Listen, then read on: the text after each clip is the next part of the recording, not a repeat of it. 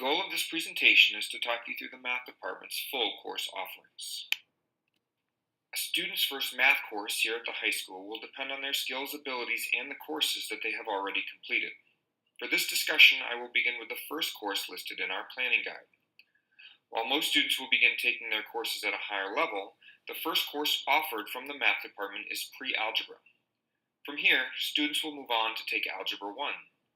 Students are then placed into either geometry or CP geometry. These courses represent the beginning of two different tracks, an advanced track and a more traditional track. I will discuss these tracks further in a moment, but I first want to focus on the Algebra 1 course. Algebra 1 is a keystone tested subject. What this currently means is that any student in their sophomore year or younger must pass the keystone exam at the end of their Algebra 1 studies in order to graduate. To assist students in preparation for the exam, students enrolled in pre-algebra and Algebra 1 are also enrolled in an enrichment course.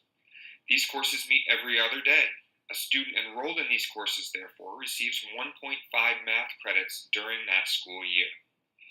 These enrichment courses track the parent course and offer a focus on reviewing prior skills and strengthening newer skills. We have found that these enrichment courses do better prepare our students for success on the Keystone exam. If a student passes Algebra 1 but does not pass the Keystone exam, they will move on to geometry. However, they are required to take the test a second time, and we are required to provide additional support in preparation for this exam. The Keystone Enrichment course also meets every other day for one semester and prepares the students to retake the exam in January. This Keystone Enrichment course is taken at the same time as geometry. Most students will enter the math curriculum by taking one of the courses listed on this slide. On the right, you can see the advanced track. Students progress from CP geometry to Algebra 2 with trigonometry, and then pre-calculus. On the left is our more traditional track. Here, students move from geometry to Algebra 2 and then trigonometry. The pacing is slower in the more traditional track, as students take Algebra 2 and trigonometry in different years, while in the more advanced track, these subjects are taken as a single course during a single school year. Based on a student's performance, there is the possibility of shifting between tracks. Students excelling in the traditional track may move to the more advanced track. Students struggling with the pacing in the advanced track can move to the more traditional track. Trigonometry and pre-calculus are a student's entry into our more advanced math courses. If a student in trigonometry wants or needs an additional math course, they tend to take statistics. While this is the more basic of our two statistics courses, few other schools across the country offer any sort of statistics course. Therefore, this course alone can help set students apart when applying for college. Some of our trigonometry students have the skills necessary to move into pre-calculus. Students in pre-calculus have a host of options available to them. They may choose to take one of our advanced placement calculus courses. These AP courses allow a student to sit for the advanced placement test in May of that year.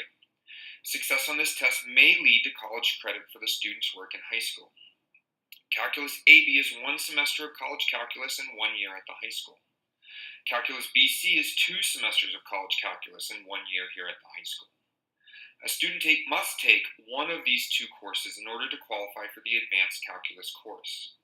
The curriculum in advanced calculus begins where the AB students finish, so they are not at a disadvantage. The main focus of the course is on semester 3 of college calculus, however. There is no AP test for advanced calculus. A student may also choose to take AP statistics. Again, this is an advanced placement course and could earn the student college credit. Many students are under the impression that AP statistics is easier than the calculus courses. This is not the case. They are very different courses. The statistics course is more writing intensive and requires considerable analysis of statistical problems. It is not, however, easier than calculus.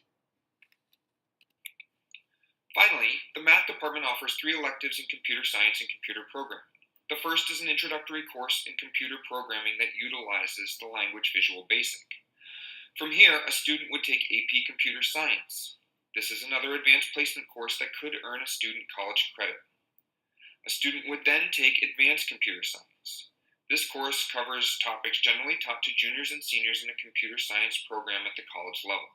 There is no AP test for this course. Both AP Computer Science and Advanced Computer Science utilize the programming language Java. If you have additional questions about the curriculum, feel free to contact your student's current math instructor. You may also direct questions to Dr. Matthew Kirby, our Math Department Chair. His contact information is shown here. Thank you for your time and attention.